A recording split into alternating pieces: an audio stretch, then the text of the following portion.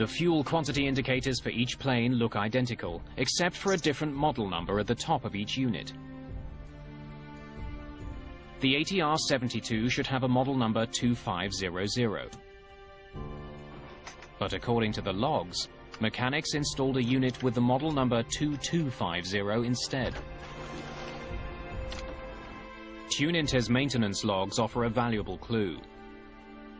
But for Panetta, there's no definitive proof that the wrong fuel quantity indicator was installed on the plane. It could have been a mismatch in that aircraft documentation, so we need to prove that. There is only one way to know for certain whether Flight 1153 had the right fuel quantity indicator. Go find it at the bottom of the sea. We need, of course, to recover the wreckage from bottom aircraft to physically see what was the fuel quantity indicator installed on the aircraft. Not until 3 weeks after the crash do investigators recover wreckage from the sea. The data from the plane's black boxes confirms what the pilots have been saying. There was no warning of low fuel, so there appeared to be enough fuel to make the flight. The black boxes can't solve this mystery. Investigators hope that the tail and front section can. They are hauled aboard a naval vessel from the sea.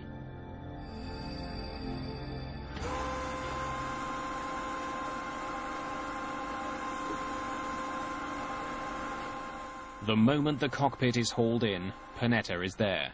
There's only one thing he wants to see inside.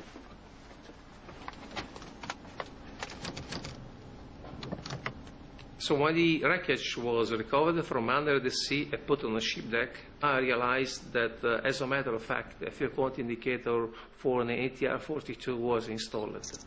It was like we found the smoking gun. The wrong FQI was installed on Flight 1153. Panetta finally has the break he's been looking for. The ATR's fuel quantity indicator collects data from sensors in the fuel tanks and calculates how much fuel is in the tanks. But since the fuel tanks on the 42 and the 72 are a different size, fuel quantity indicators can't be swapped between them. Technicians conduct refueling tests with the wrong FQI installed on an ATR-72.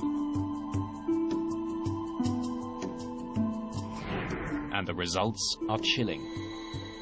The results show that if you install an FQI type, we say 42, on an ATR-72 aircraft, if I have no fuel into the aircraft in the fuel tanks, with zero fuel, the fuel quantity indicator show me 1,800 kilograms.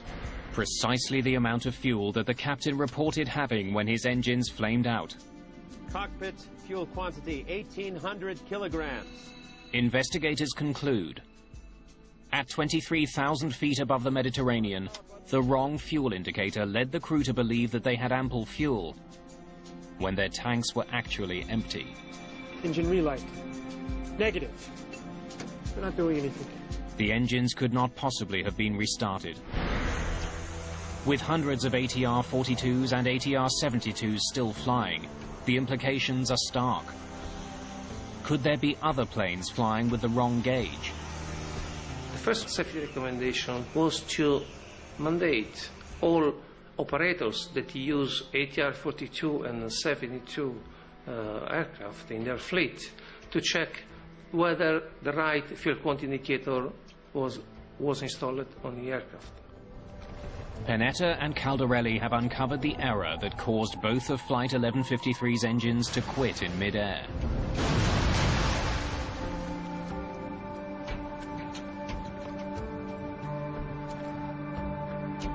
But the case isn't closed. Standard flight procedures should have uncovered the error before takeoff and prevented the disaster.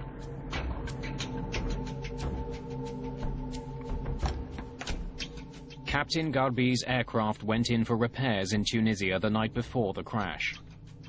The plane's FQI indicated 790 kilograms of fuel in the tank.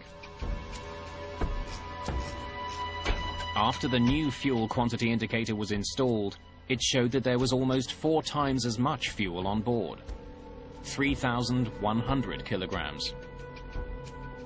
The following morning, Captain Garbi noticed that the fuel levels had gone up.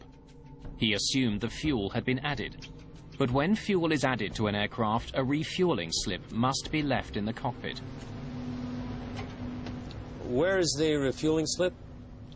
The pilot asked to the flight dispatcher where was this refueling slip, but the flight dispatcher was not able to find this refueling slip.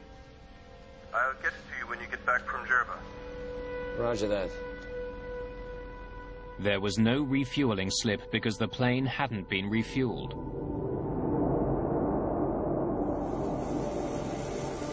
In spite of regulations, the captain left without that vital piece of paper.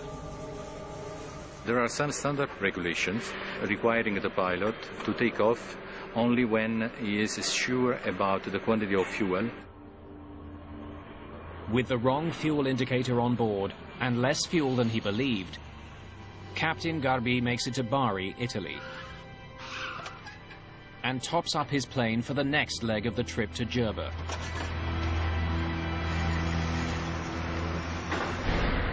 How much fuel are you adding? 400 kilograms. 2,700 total?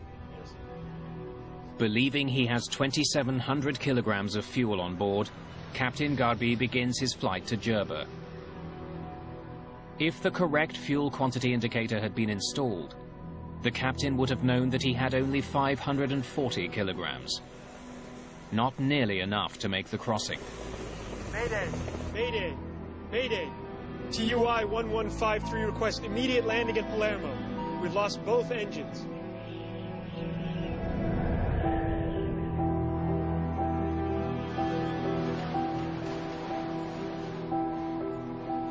Panetta's investigation comes to a close.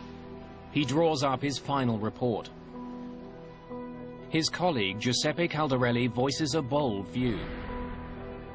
Even with no fuel and dead engines, Flight 1153 could have made it to land. The aircraft was in a position that allowed to reach Palermo. TUI 1153. Caldarelli wonders if the pilots did everything they could have to get the plane safely to Palermo. TUI 1153. Investigators get some unexpected answers by having seasoned pilots fly the exact same flight with the exact same problems. Okay, we are now in big trouble because the second engine has gone off, so... Vincenzo Panetta's investigation into the crash of Tuninter Flight 1153 has uncovered the events that led up to the accident. Now he and Giuseppe Caldarelli need to resolve one question. Did mistakes made by the pilots cost people their lives? We're not going to make it. Prepare to ditch. Caldarelli and his team study the plane's specifications and draw a surprising conclusion. Flight 1153 could have been able to glide to Palermo. According to manufacturer data, an ATR is able to glide 3 miles for every 1,000 feet of descent. With the help of the tailwind that day, Flight 1153 could have been able to glide 70 miles to Palermo. The crew might have been able to make it. Landing gear lever up. So what had the pilots done wrong?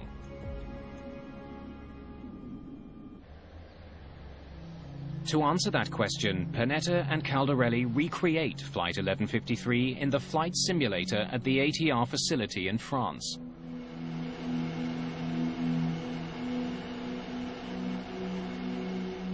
Test pilots try to glide an ATR-72 for 70 miles from the altitude at which Flight 1153 lost its second engine.